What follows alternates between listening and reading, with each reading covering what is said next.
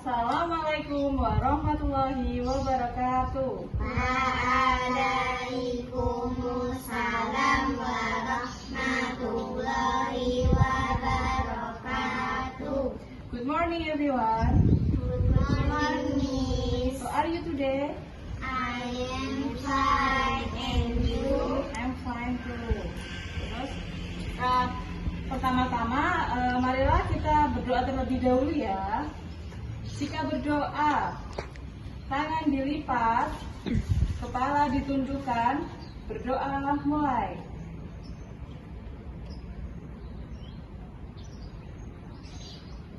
Berdoa selesai. Okay, I will check attendance first. Jadi guru misalkan mengecek kehadiran kalian, apakah ada yang tidak masuk hari ini? Enggak ada. Okay. Yang pertama, Alessa, Angie, Dea, Faika. Oke, berarti masuk semua ya. Oke, sebelumnya Miss akan bertanya, apakah kalian masih ingat materi kemarin? Kemarin kita belajar tentang apa? Iya, tentang tumbuh-tumbuhan. Pada hari ini tema kita adalah cerita pendek dan Miss menggunakan metode storytelling atau bercerita, juga bisa dikatakan sebagai mendongeng. Dan tujuan pembelajaran hari ini yaitu agar kalian dapat mendengarkan sebuah dongeng, nanti Miss bercerita atau mendongeng dengan tema atau cerita yaitu fable atau bercerita mengenai binatang. Dan selanjutnya Miss nanti akan bertanya kepada kalian yaitu siapa sih tokoh yang terdapat dalam cerita tersebut dan apa sih pesan moral dari cerita tersebut. Oke, sebelum itu kita terlebih dahulu melakukan ice breaking ya, nanti biar kalian pada fokus.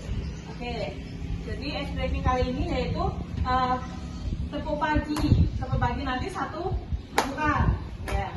Tepuk siang 2 kali. Tepuk sore 3 kali. Tepuk malam angin, nggak ada. Bisa? Oke, mulai ya. Tepuk pagi, tepuk siang, tepuk sore, tepuk malam. Ya, sekali lagi. Tepuk siang, tepuk sore, tepuk malam. Oke, berarti masih fokus ya. Jadi inti dari materi kali ini yaitu storytelling atau bercerita. Jadi ada yang tahu nggak dongeng itu apa? Nggak tahu. Jadi ini dongeng itu sebuah cerita khayalan atau cerita yang tidak benar-benar terjadi. Jadi hanya sebuah fiksi. Dan pada umumnya dongeng itu memiliki sifat menghibur dan mengandung nilai pendidikan. Ada yang tahu unsur-unsur dari dongeng atau cerita? Apa sih itu tema? Gagasan utama Atau ide pokok. Yang kedua adalah latar. Latar adalah keterangan tentang ruang, waktu, dan juga suasana dalam cerita. Dan yang ketiga itu ada alur. Alur itu urutan peristiwa yang ada di dalam sebuah dongeng atau cerita. Dan yang keempat tokoh. Tokoh itu pelaku di dalam sebuah cerita dongeng tersebut. Dan yang kelima itu penokohan. Jadi tokoh sama penokohan itu beda. Kalau tokoh itu pelaku, kalau penokohan itu bisa dikatakan sebagai watak dari pelaku. Dan yang keenam itu sudut pandang. Sudut pandang itu merupakan cara pengarang dalam menempatkan dirinya pada cerita dongeng maupun memandang bagaimana alur ceritanya tadi.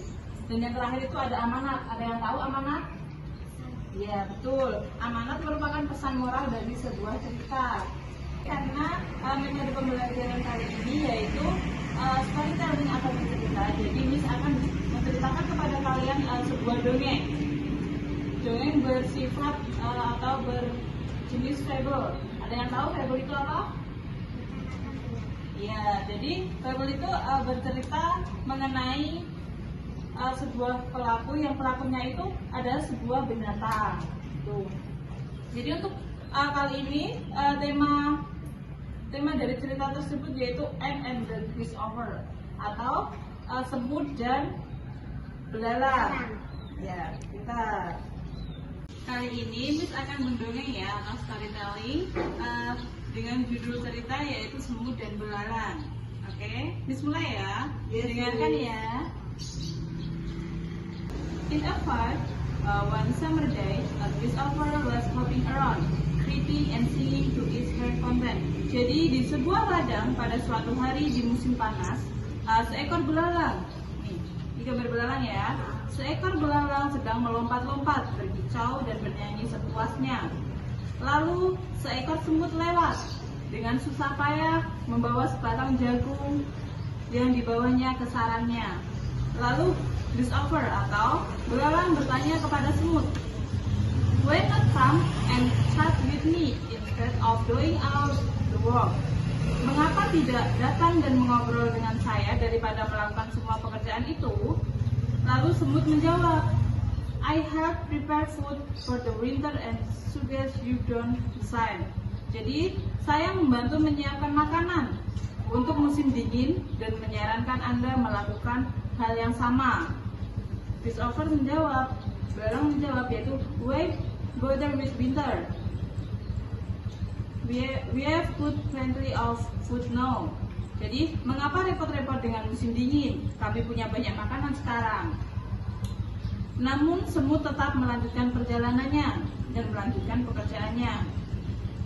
Ketika musim dingin tiba, belalang mendapati dirinya sekarat karena kelaparan. Sementara itu, belalang melihat semut membagikan setiap hari jagung dan biji-bijian dari sarang yang mereka kumpulkan di musim panas. Dan grasshopper knew it was best to be prepared. Kemudian belalang tahu bahwa yang terbaik adalah bersiap. Jadi tadi adalah sebuah cerita dongeng yaitu fable dengan tema atau dengan judul semut dan belalang. Jadi tadi Miss itu menggunakan metode storytelling untuk menjelaskan materi atau cerita tadi. Setelah itu Miss akan bertanya kepada kalian, apakah kalian sudah paham tentang cerita tadi? Ya. Oke. Siapa saja sih tokoh dari cerita tadi? Semut dan belalang. Bahasa Inggrisnya semut dan belalang apa? Ant and grasshopper. Oke. Yang kedua, apa yang dilakukan semut tadi pada musim panas? Semut bertimbun makanan untuk musim dingin. Oke. Tadi kan kita sudah bercerita menggunakan metode storytelling ya, dengan judul dongeng yaitu semut and belalang. Nanti Miss meminta kalian saat di rumah nanti mencari cerita dongeng, nanti ditulis di buku dan dicari tokohnya siapa saja, moral dari cerita tersebut bagaimana, nanti dikumpulkan pada besok hari ya.